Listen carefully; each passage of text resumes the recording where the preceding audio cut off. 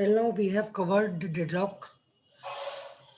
Now we are going to discuss the concept of inter-process communication.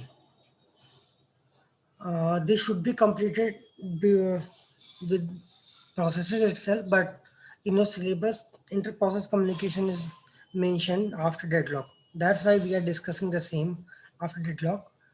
Inter-process communication is nothing but a state of a system where we are having more than one processes at a time in the system, and those processes want to communicate with each other.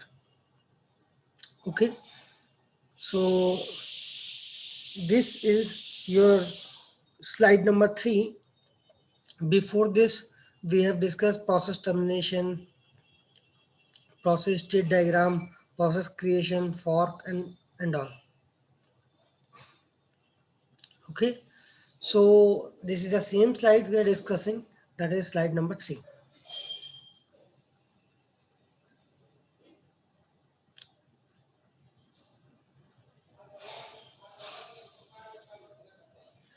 So in this inter-process communication, processes within a system may be of two types, that is independent or cooperating. Independent means those processes who do not want to exchange data with some other person, some other process. And cooperating process means those who want to share its data with some other processes. So here we are going to discuss these cooperating processes, not the independent one, because independent processes are not going to change any other process data. Cooperating process can affect or to be affected by the other processes in the system, including sharing data.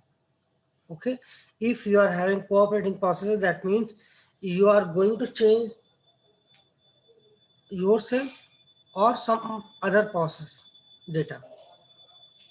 Reasons for cooperating processes, why we are using cooperating processes: for information sharing, computation speed up, modularity, and convenience. Information sharing means some process is creating some result, and that result is going to be shared with some other process in the system. That is the information sharing. Then computation speed up. If you are having a program, you want to divide it in some steps, that you are having a 16 lines of code, you are dividing it in 4 different codes of 4 lines each. So this will be a computation speed up. So you can run your process parallelly very fast. Then modularity. Modularity means your in your code there are so many modules. Modules is again same kind of thing that helps the computation speed up. How? Modularity, you are creating 3 4 functions in your program. All the functions will be executed parallelly simultaneously in your system. That will be called as modularity. Then convenience, it will be easier uh, to share the data among processes, because in this way you are saving your memory. Cooperating processes need inter-process communication mechanism. If we are having cooperating processes that are going to share its data with some other process, then we need some kind of mechanism that is known as the inter-process communication, that is IPC. Two models of IPC, how you are implementing this inter-process communication. Implementation part is having 2 different models. First one is shared memory, and second one is message passing.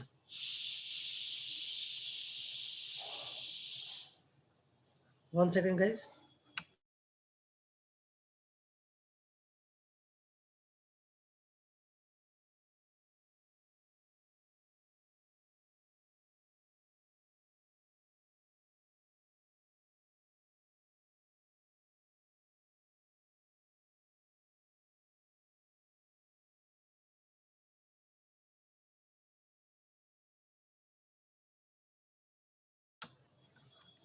Yeah.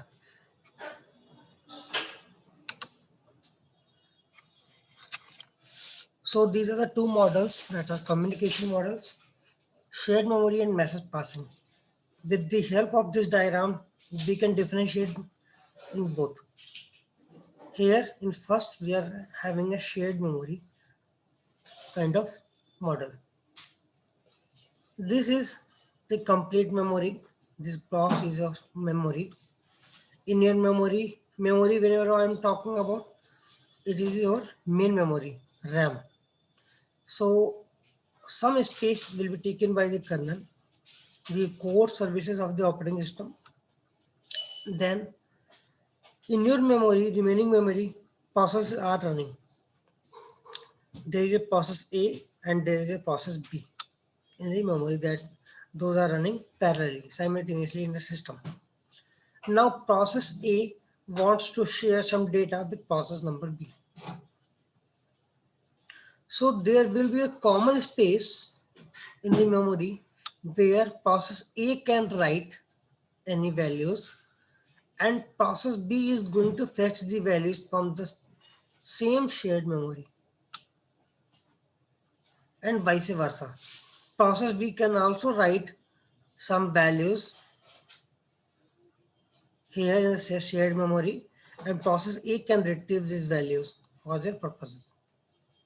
So here we are having a concept of shared memory. Shared memory means you are having a shared variable, like a variable int is there, int A. So A can be used within the process A also as well as the process B. Process A can write the value of that integer variable and process B can use it. Or process B can modify the same value and process A can reuse it. Shared memory means shared variable, you can say. It is a very simple concept. Now, the second concept is message passing.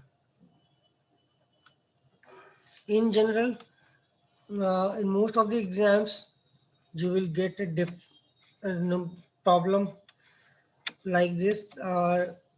Differentiate between shared memory and message passing models. What is the difference between shared memory and message passing message inter-process communication schemes? So you will be able to differentiate between the two. In message passing, kernel is same. In a memory, process A and process B are there, but there is no shared memory space.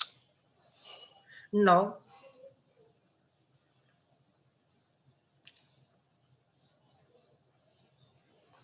here the role of kernel is there. If process A want to send some message to process B, communicate with process B, then a message queue will be there. Or we can simply say process A will send the message to kernel and kernel will send the message to process number B. If process B want to send some data to process A, then process B will be sending a message to kernel and kernel will send the same message to process A. Here the communication between A and B is through kernel. How kernel is managing? Kernel is having a message queue where the array-like structure will be there. You are keeping your data in this array and it will send to the other processes. How this is implemented? There will be a communication link between the kernel and the processors. So in the next few slides, we are going to discuss how we are going to implement these two schemes.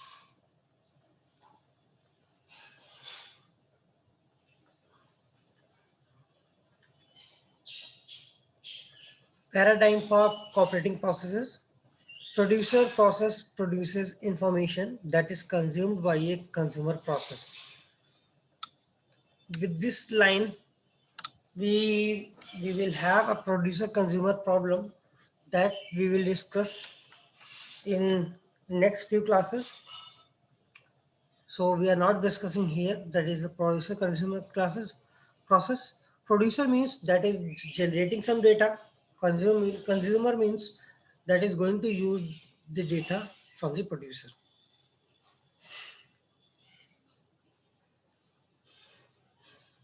So one more thing, you have to understand that some unbounded buffer are there, unbounded buffers, and some are bounded buffers.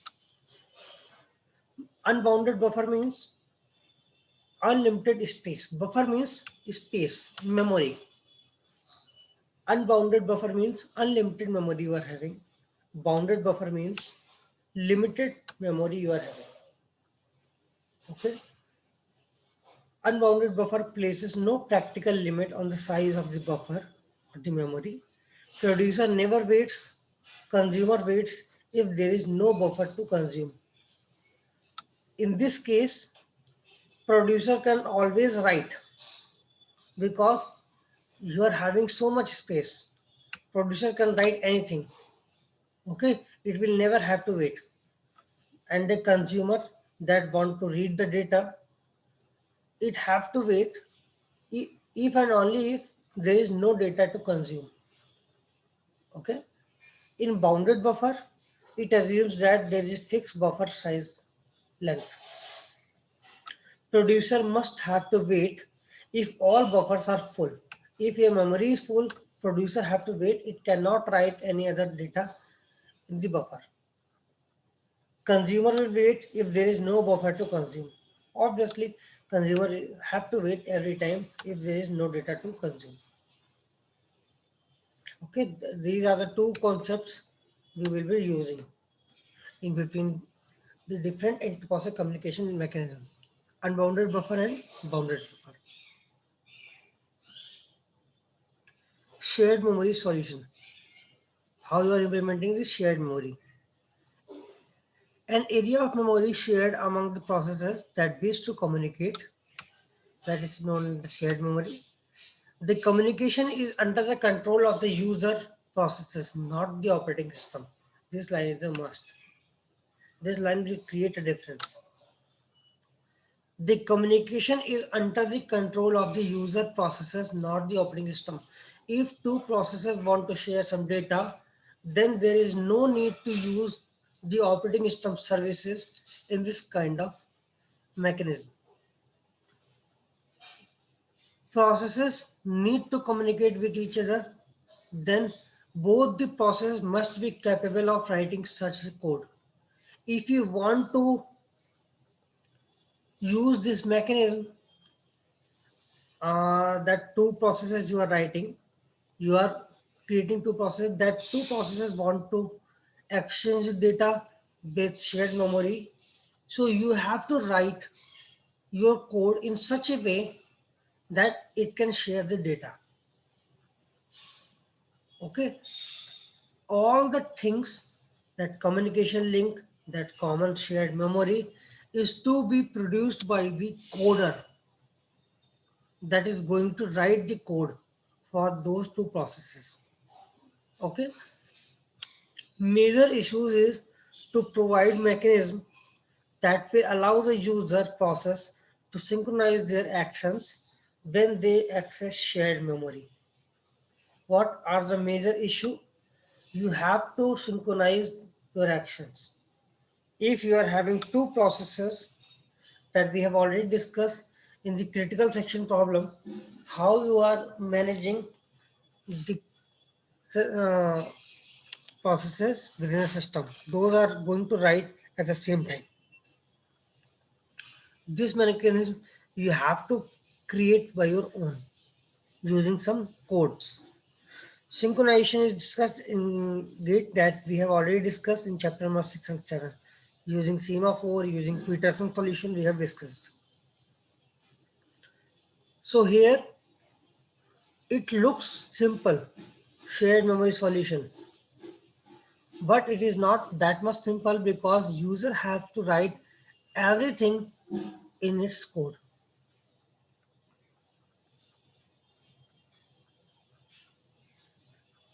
In shared memory, this is the shared data in your different codes. What are the shared data?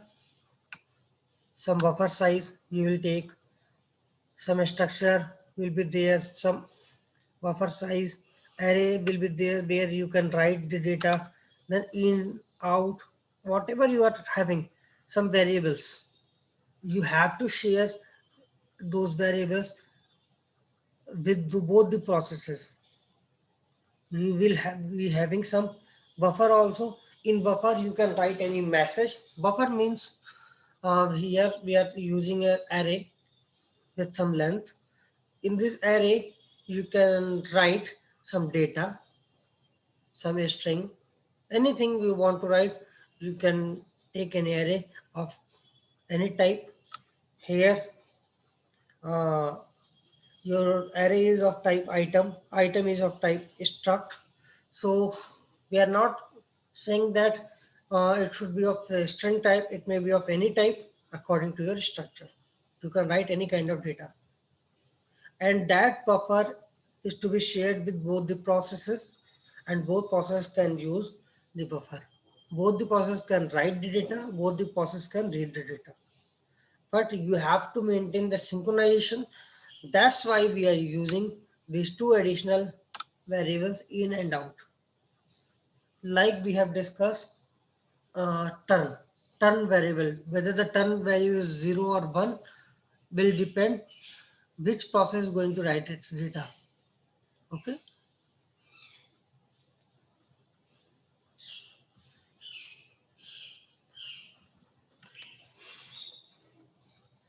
That is nothing to do with.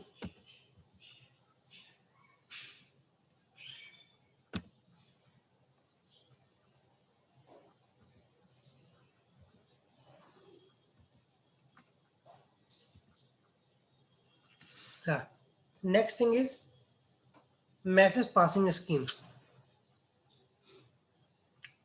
First we have discussed the shared memory. Now message passing scheme. In message passing, producer communicate with each other without resorting to shared variable. IPC facility provides two operations, send and receive. This message size is either fixed or variable. Now, what is this send and receive? Send and receive is nothing but system calls. Here you are not required to write any code for shared data or for synchronization. Here the system itself will be using its mechanism. Operating system is also having its mechanism. So you are directly required to use send and receive. In send, you are sending the data to whom? To the kernel part. In receive, what you are doing? You are receiving some message from where? From the kernel itself. So here you are using the operating system services. In operating system services, if you are using send and receive, it will be very useful, very easy for you to write such kind of codes, because you don't bother about the synchronization mechanism. This message part may be fixed or may be variable depending upon the operating system, which type of message you are having. Send and receive are just to show you some replication. These names may be different in different operating systems. In general, we are calling it as send and receive. If process P and Q wish to communicate with each other, they need to establish a communication link between them. Exchange message via send and receive. So a communication link must be there between the processes and the kernel of the system. Implementation issues. How are these links established? Communication link. Can a link be associated with more than two processes? We need to Sort this out. How many links can there be between every pair of communicating processes? What is the capacity of the link? Is the size of the message that the link can accommodate is fixed or variable? Is a link unidirectional or bidirectional? You are can only send data or receiving also. So you need to think about all these parameters. These are the implementation issues of message passing scheme. So who is establishing this link? Obviously the kernel. Kernel will establish a link.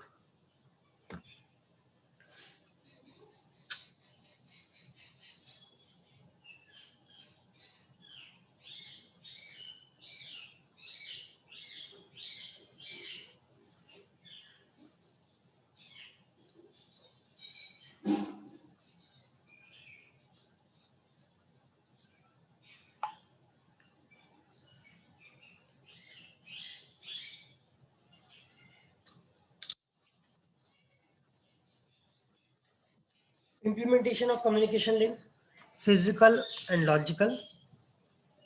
Physical, shared memory, hardware bus, network, logical, direct or indirect, synchronous, asynchronous, automatic, or explicit buffering. So these are the methods how you are implementing the communication link.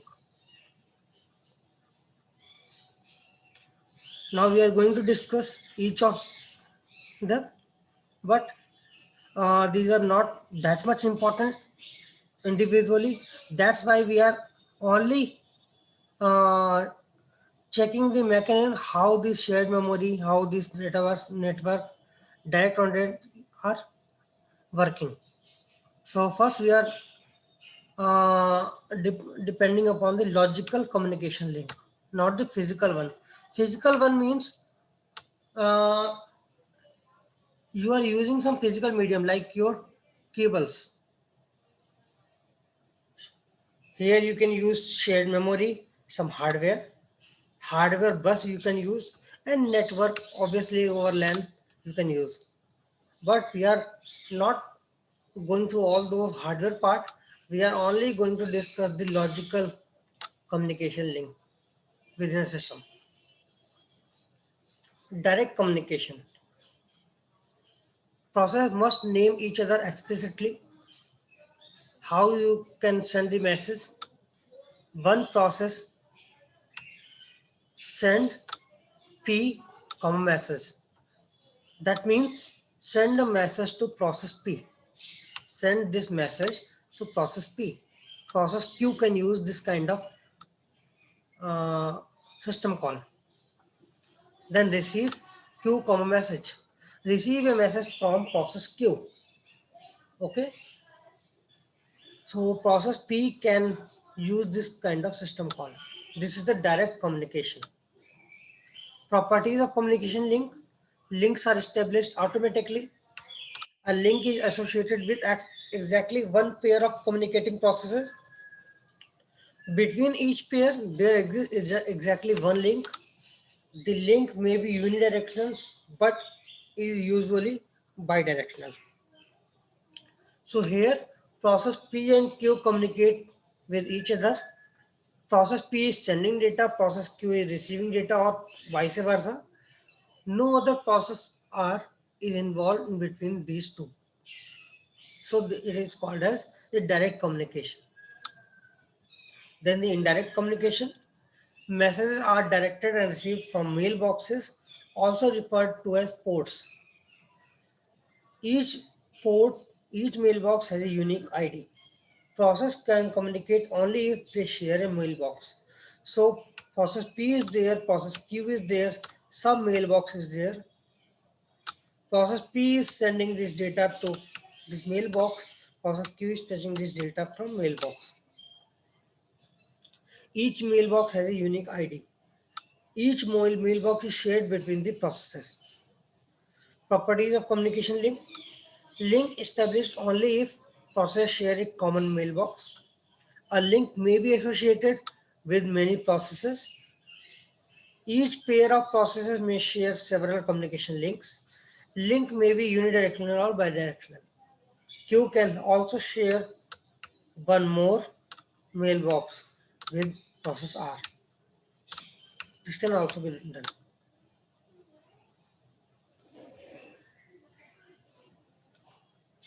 Then we are not going in deep how this we are creating the operation and primitives, but you can check this here. Send a comma message will be working as send a message to mailbox A. Receive a message means receive a message from the mailbox. Here you are not writing the process name. Here you are writing the mailbox number or mailbox name.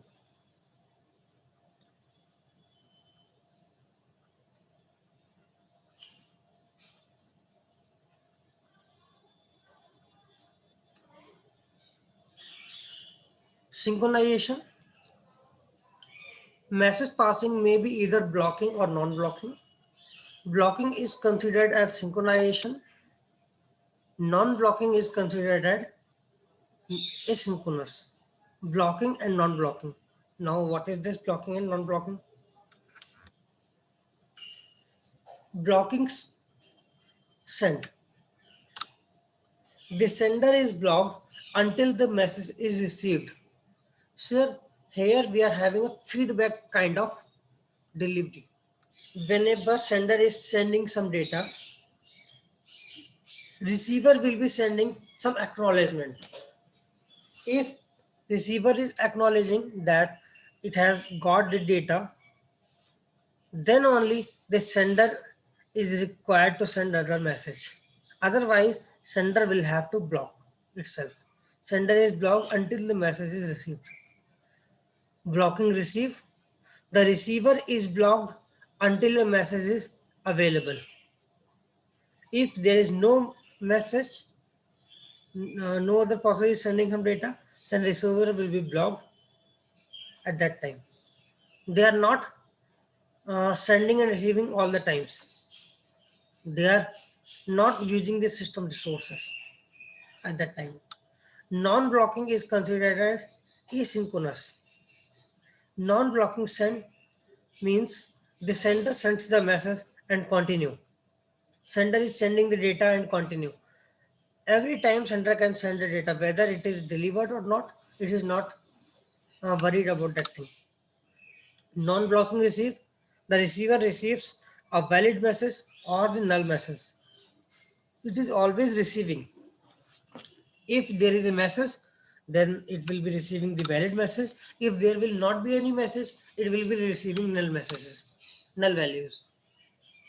So here it can be implemented very easily, but this will be using your CPU at every time. So you will be in trouble.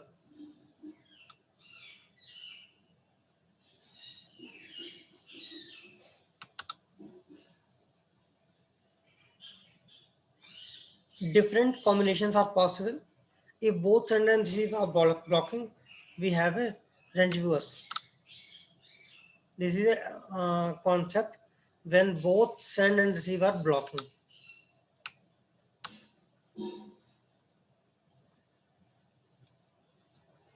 Then the buffering. If you are using buffering, buffering means a message queue. Queue of messages attached to a link. Implementation is one of the three ways. First one, zero capacity. No messages are queued on the link. Sender must wait for receiver. Okay, this is for synchronous or blocking kind of message passing scheme. Zero capacity means sender is sending the data. Sender have to wait until the receiver is getting that message. So here we are not having any queue concept. If you are sending the data, then it will be received immediately. If it is not received till now, then you cannot send another other message to the other process. Then some bounded capacity. Bounded capacity means finite length of n messages sender must wait if the link is full. So this array, this buffer should be having some options for you. Here, if n different blocks are there, you can send n different messages, n different messages can stay here. Then you have to wait if the buffer is full, it is of bounded capacity. Then the unbounded capacity means infinite length. Sender never waits. We will assume that this kind of buffer is of having infinite length. You can send any number of messages to this process. How it is achievable? When you are using all system memory. This kind of process can use your complete remaining memory, whatever you are having in the RAM. If your RAM full, then it will say we are not having that much memory to continue. System will crash automatically.